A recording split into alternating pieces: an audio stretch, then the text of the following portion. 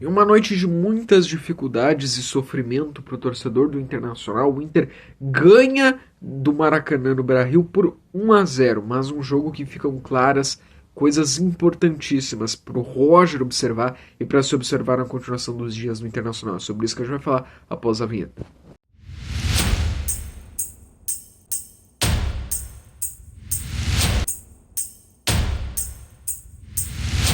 Vamos lá, tô um pouco gripado, por isso que a voz tá um pouco diferente assim, mas é tudo certo.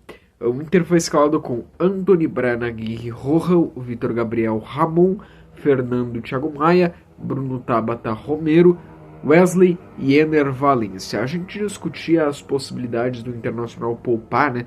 A gente discutia as possibilidades que o time do Inter podia fazer para poupar, mas a verdade é que o Inter poupou praticamente 3 posições só, né? A gente tem que olhar em consideração que o Internacional, na verdade, hoje poupou só 3 posições. Se a gente for realmente parar para olhar. Que foi o Bernabé, ultimamente está sendo o Bruno Henrique, mas né, pode ser que o Bruno Henrique não venha a ser o titular. Mas não ia ser o Thiago Maia. O Thiago Maia a gente sabe que não é titular. O próprio Roger falou na última coletiva que a fila andou e tudo mais. Então hoje o Ronaldo talvez esteja mais. Talvez esteja na frente do Thiago Maia. E hoje o Thiago Maia ganhou essa oportunidade. E cara, e o Romero, né? Onde o Alan Patrick não ganhou a chance. Não, aliás, não ganhou a chance, não começou jogando. Hoje o Inter então não teve os seus 2 gênios, os 2 cérebros, os 2 maestros para começar jogando. O Internacional não teve os 2 gênios, o Internacional não teve os 2 maestros, os 2 comandantes do time para começar jogando. É óbvio que o time vai sentir sem o Bernabé, isso vai mudar um pouco. É óbvio que se o Alan Patrick vai mudar um pouco, o Brian Romero o Oscar Romero, perdão, o Oscar Romero é bom, mas não é Alan Patrick. Só que assim, tá? A gente pode considerar tudo. Tava o Fernando, tava o Vitor Gabriel, tava o Brian Aguirre, tava o Wesley, tava o Tabata, tava o Valência. Então nem essa de time misto cola, nem essa de preservações colam, porque foram só 3 jogadores. E outra, o Inter poderia ter ido com um time totalmente reserva. Era Beira-Rio, era jogo de eliminatória no Beira-Rio, sabe? O Inter não pode jogar, no mínimo, com a postura que entrou, porque para mim começa antes de questões táticas, começa por questões de postura. O cara tem que saber que ele está vestindo a camisa de um clube campeão do mundo, de um clube bicampeão de Libertadores, de um clube que é campeão de tudo. Então tem a Copa do Brasil, tem Sul-Americana, tem títulos internacionais, é tricampeão brasileiro, de um time que quer, a torcida quer. A gente sabe que não é fácil, a gente sabe que tem Palmeiras, que tem Flamengo, mas a torcida almeja títulos. E depois eu vou falar sobre como poderia ser visto a importância desse título de Copa do Brasil. Então o jogador tem que ter essa ideia. O Inter não soube desfrutar do que poderia ser esse jogo. Hoje, o Inter poderia deixar claro o quanto é melhor que o Maracanã goleando, fazendo 4-0, 5-0. E não entrando com a postura que entrou. E não entrando da forma que entrou. Porque, cara, pra mim é só culpa do Inter o Inter não ter goleado hoje. É só culpa do Inter. Não, o goleiro do Ceará não precisou fazer milagres de defesas. Nenhum zagueiro do Ceará hoje teve que se esticar todo e tal para defender. O próprio Ceará, eu tô falando do Ceará, mas na verdade é Maracanã. É que o Maracanã é do Ceará e aí eu fiquei com o Ceará na cabeça, mas não é Ceará, é Maracanã. Então nenhum atacante ali do Maracanã fez. Cara, ao todo no jogo, o Maracanã teve 2 chutes a gol. O Maracanã teve 2 chutes a gol. Aliás, o Maracanã teve 2 chutes, 1 chute a gol. Então o Maracanã não fez nada. O Inter ao todo teve 30 chutes, só que só 6 chutes foram a gol. Isso fala muito sobre o Inter. Então, pra mim, primeiro é postura. O Inter entrou hoje com uma postura desligada, mas foi uma postura assim, displicente, uma postura de a gente vai ganhar esse jogo. Vamos trocando passe, que lá no chuveirinho tu vai dominar, ou tu vai dar uma bike, ou tu vai dar uma meia-lua ali, e a gente vai fazer o gol, e tá tudo bem, e tá tudo certo, vamos pensar já na próxima partida. Então o Inter entra desligado, o Inter entra com uma postura displicente, o Inter não desfruta, o Inter não aproveita de um jogo que poderia ser 4-0, 5-0, comemorar com a torcida, pra ir bem confiante contra o Corinthians. Não, o Inter não desfruta disso. E o Inter faz esse jogo se tornar uma Copa do Mundo, onde o primeiro tempo acaba 0-0, empilhando chances perdidas, e aí no segundo tempo o Inter necessita do Alan Patrick entrar e o Inter ainda necessita dos guris para decidir o jogo. E aí nós, passando da questão postura, vamos para a questão tática, que também foi um problema. Cara, é difícil entender o porquê que o Inter não consegue combinações Cara, contra o Maracanã. E aí que tá, se o Inter não consegue contra o Maracanã, com todo respeito, o Inter não vai conseguir contra o Corinthians, não vai conseguir contra o Botafogo, não vai conseguir contra o Fortaleza. Então o Inter se torna muito Bernabéu dependente. A gente vê a diferença que o time ficou sem o Bernabéu. E assim, o Alan Patrick dependente. Mas o Inter hoje foi só chuveiro pra área. O Inter hoje, durante todo o segundo tempo, era chuveiro pra área. Chuveiro pra área, cadê as combinações? Cadê aquelas jogadas que o Valência passa, o Aguirre já recebe, o Valência recebe de novo, cada um sabe onde é que tem que ir, o Tabata passa. Cara, aquele Grenal que o Inter ganhou de 1-0 no Brasileirão em outubro do ano passado, foi espetacular os gols do Inter. Por que o Inter não repete aquilo? Por que o Inter não repetiu isso hoje? Por que o Inter não consegue essa troca de passes, não consegue, sabe, com a bola rolando, e também teve dificuldades imensas sobre isso contra o Juventude. E hoje mais uma vez aconteceu, porque o Inter foi só chuveiro pra área no segundo tempo. E no primeiro tempo, assim, chances frustradas também de cruzamento, de um chute que o outro, sabe?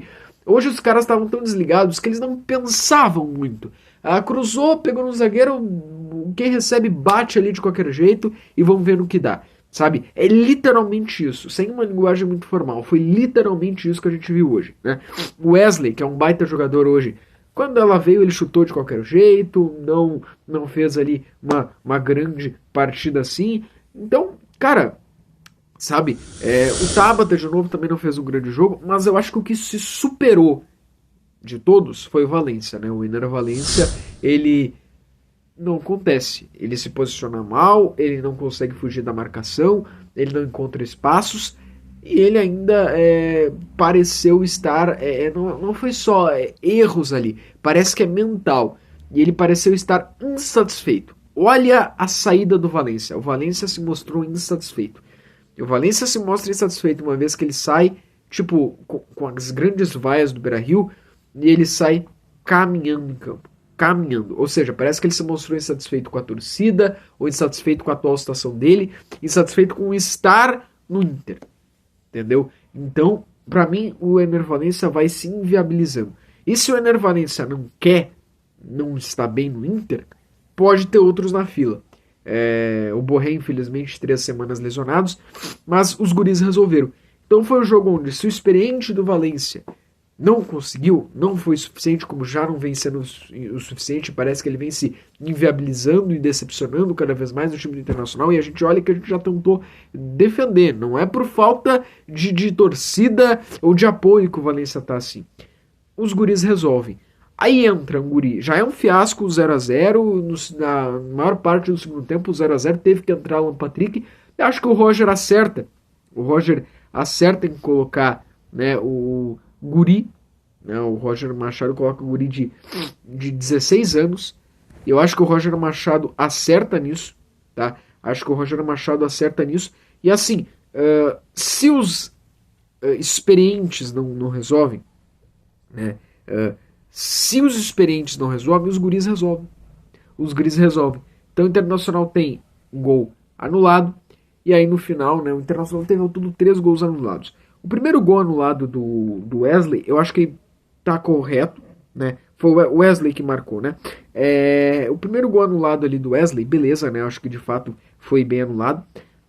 O gol que o guri Raikkonen, espero que eu tenha falado certo o nome, Raikkonen, marca, não, cara, só mais uma vez mostra o quanto uma arbitragem despreparada, talvez não tenha os recursos que deveria receber pela CBF, uma arbitragem perdida, confusa da CBF, que não recebe o que a CBF tem que dar, e aqui eu falo, quando eu digo não recebe os recursos, né? Vai saber quantos treinamentos eles têm, não tem impedimento semiautomático, não tem aquele gol, não gol para lances de impedimento. Então é uma arbitragem que já é limitada nessa questão, né? Não é um profissional, não é algo profissional ali, né? Os caras serem só aquilo, não é profissionalizado, eu quis dizer.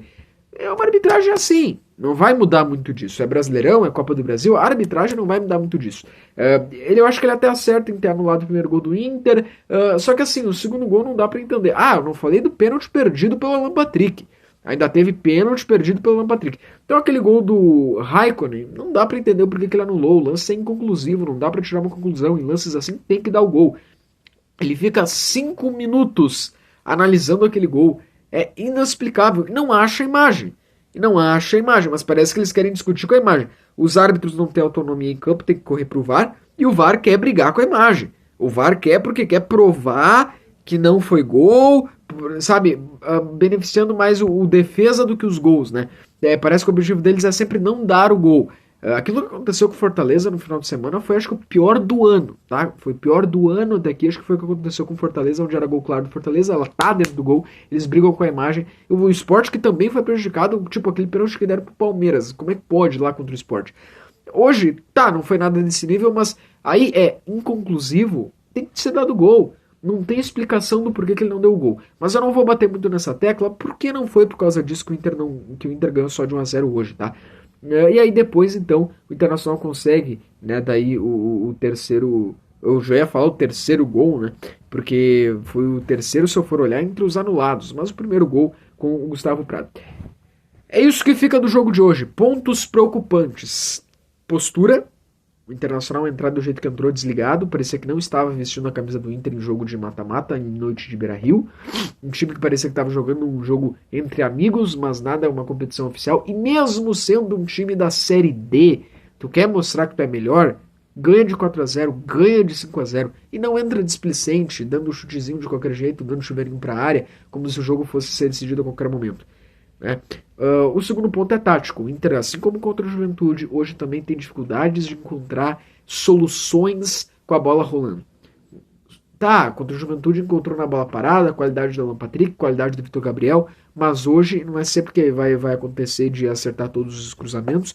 Hoje o Inter teve dificuldades e foi só chuveirinho na área. Espero que não seja regra, que não seja lei. E porque o Bernabé não estava. Então temos uma Bernabé independência, só que era contra o Maracanã. Se foi assim contra o Maracanã, o que vai ser contra o Corinthians, contra o Botafogo, contra qualquer time da Série A, com todo respeito ao Maracanã? Fica esse ponto tático. E não adianta o Roger querer elogiar o Maracanã na coletiva, né? Ou querer falar de terços de campo, por favor. Hoje tinha que ter ganho. O Maracanã deu um chute a gol na partida. O Antony assistiu o jogo dentro do campo. E aí, as questões individuais que a gente tem que falar. Valência mostrou hoje que não pode mais, não tem condições nem mentais, eu acho, tá? Acho que já é mental. Acho que já é até querendo...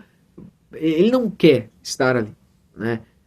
Para começar jogando com o time do Internacional. E que o Roger possa então se atentar aos guris. Gustavo Prado entrou bem e fez o gol merecido. Claro, com todo aquele cuidado, né? Eu lembro que o Gabriel Carvalho jogou muito bem o Grenal, mas no outro jogo já não foi bem. Porque é guri oscila. Então o menino ali... eu perdi o nome aqui que eu tinha anotado, mas merece a menção, né? O guri ali de 16 anos, então, do time do Internacional. Muito bem, né? Então, os guris. Porque essa talvez seja a única notícia boa. Né? Talvez, assim, os guris ali sejam a única notícia boa que o Internacional pode ter nessa noite. Os guris sejam possivelmente a única notícia, o Raikkonen, seja a única notícia boa que o Inter tem essa noite, tá? Fica esse sinal de alerta. Certamente o Inter deve passar, porque o Maracanã é muito limitado, taticamente. Mas eu nem digo pro jogo da volta da Copa do Brasil, eu digo pro geral na temporada. Os problemas precisam ser analisados, tá bom? Valeu.